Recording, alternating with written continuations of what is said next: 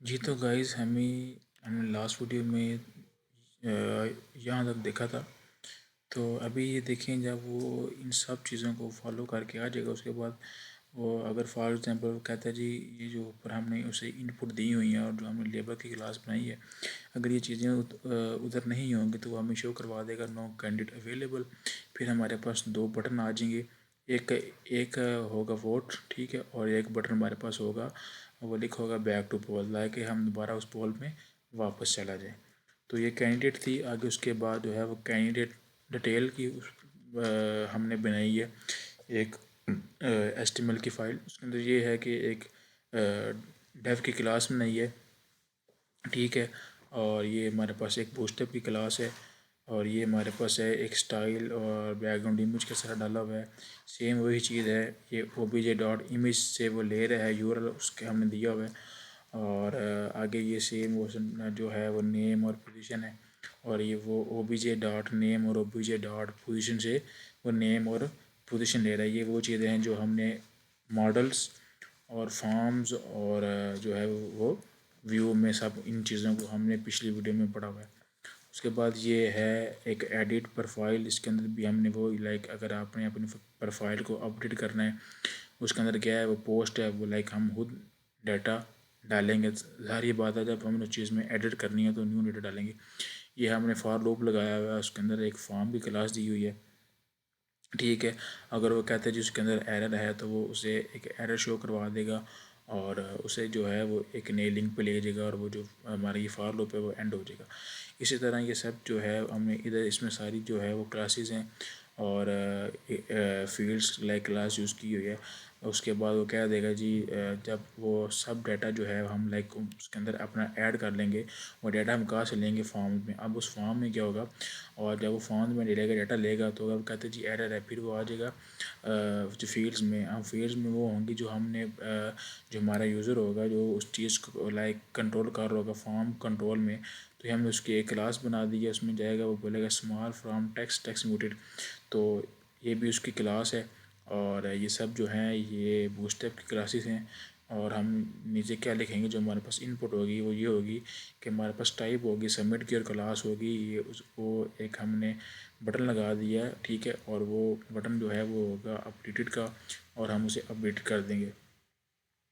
उसके बाद हमारे पास होगा जी पासवर्ड। अगर आपने वो जो है वो चेन ऊपर ही लिखा होगा पासवर्ड चेन फॉर्म के इस तरह लाइक चेन जो है वो अपना अगर पासवर्ड अपना चेंज करना है तो ये वो है लोड विजेट जो है ये भी ये एक है लाइब्रेरी है जो डिजेंगो के अंदर यूज़ होती है। और ये चीज़ हमने पढ़ी थी, मैं अभी आपको दिखा दूँ, ये देखें ये सब चीज़ें हमने पिछले में पढ़ी है, फॉर्म में पढ़ी हैं। और फॉर्म में वो क्या कर रहा है, वो एक हमारे से इनपुट ले रहा है, और ये फॉर्म जो अभी ये लिखा ना, ये जो अभी आपको शो हो रहा है पासवर्ड, ये इस पासवर्ड जो हमने फाइल बनाई उसमें ये सब जो है वो उसके वो लोड करवा रहा है, जो हम उधर चीज़ें ऐड करेंगे। फिर आगे उसने एक वो ये क्लास बना दिया है, और उसके अंदर वो जो हमारे पास फील्ड्स हैं उनको ले रहा है जो हमारे पास डाटा के अंदर पड़ी हैं। सेम वही चीज़ वही क्लास यूज़ करते हुए और वो अपडेटेड पे चला जाएगा। ये हमारे पास है पोजीशन है, लाइक उस पोजीशन के अंदर वो पूछ रहा है हमारे पास कितनी पोजीशंस हैं। और आई डॉट अप जे, क्योंकि आपको पता है कि O B J dot अपडे position के अंदर हमने सारी पोजीशन और कैंडिडेट और सब के जो है वो इन्फॉर्मेशन पेश करवा दी थी।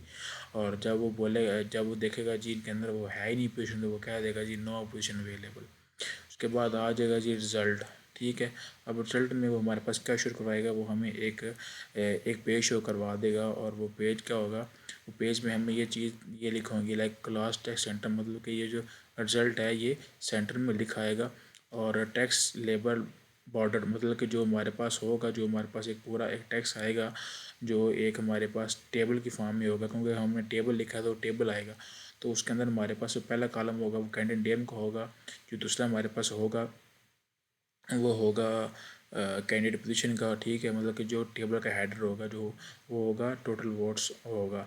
फिर हमने ये लिख दिया फॉर आई इन। अब ओपीजी आपको पता है वो हमने फॉर्म और मॉडल में चीज़ ये हमने एक वेरिएबल बनाया था जिसके अंदर हम नेम कैंडिडेट का नेम हो, उसकी पोजीशन हो, टोटल वोट हो, कंट्रोल को वोट करना हो, सब चीज़ें हमने ओबीजे में की हुई हैं। तो वो चेक करेगा क्या ओबीजे में इस वो जो नाम है वो उसकी जो पोजीशन लेगा, और उसने कितने टोटल वोट्स लिए हैं जो कंट्रोल कर रहा होगा बोर्ड्स को। तो ये सारी चीज़ें उसमें आ जाएंगी, ठीक है। उसके बाद ये सब चीज़ें हैं। उसके बाद ये जो है ये सारे जो हैं वो टेम्पलेट्स आपको बता दिए हैं। तो ये सब टेम्पलेट्स को आप लोग यूज़ करोगे। ये एक स्टैटिक का एक फ़ोल्डर बनाया है। ये जो हम ये जो आप देख रहे हैं कि मुख्तलिफ़ जैसे कि ये लिखा हुआ है कि होम के ऊपर ये लो स्टैटिक है, तो इसके अंदर ये पिक्चर है। तो होम के पीछे एक पिक्चर लगी होगी, ये उसको वहाँ से लोड करेगा, किसे करेगा, एक स्टैटिक जो फोल्डर बनाया हुआ है, ठीक है। और उसके बाद आते हैं जी यूआरएल्स।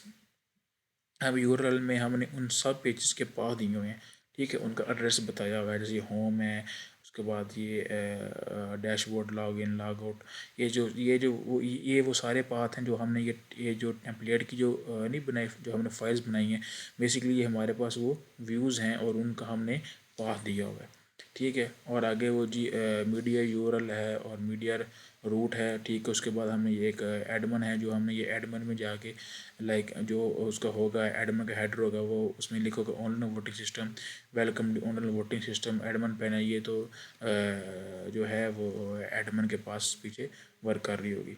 उसके बाद आगे आता है जी मेन पार्ट जी, वो सेटिंग है। अब सेटिंग के अंदर सबसे पहले हम इंपोर्ट ओएस करेंगे, ठीक है। और ये जो है ये हमारे पास एक जो है वो मॉड्यूल है, और इसके अंदर क्या आता है, ये हमें जो है वो ऑल जो हमारे पास फंक्शन होते हैं वो हमें ये प्रोवाइड करती है। और जब इंपोर्ट ओएस करेंगे तो ये लिखा हुआ है build path inside the project like this based D R.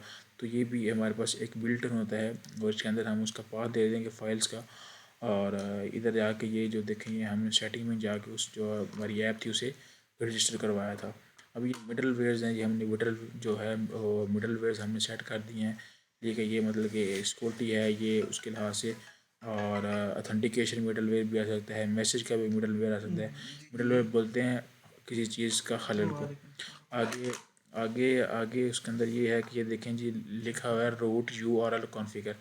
ये वो रूट है जो हमने अपना प्रोजेक्ट क्रिएट किया था, हमने हमारे प्रोजेक्ट का नाम था ओवीएस प्रोजेक्ट, तो ये उसका रूट बाय डिफ़ॉल्ट ही डिफ़ाइन कर लिया।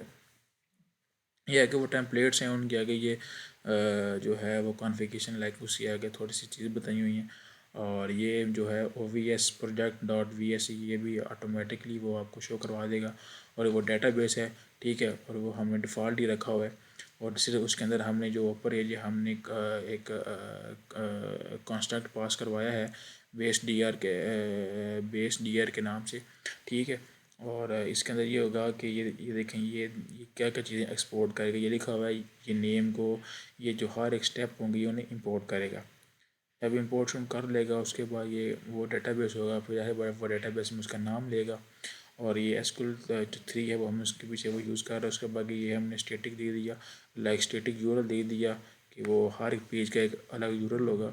उसके बाद रूट दे दिया और ये हमने लॉगिन दे दिया। तो अभी ये सब जो है, अभी जो हमारा प्रोजेक्ट है ये सारा कंप्लीट हो चुका है।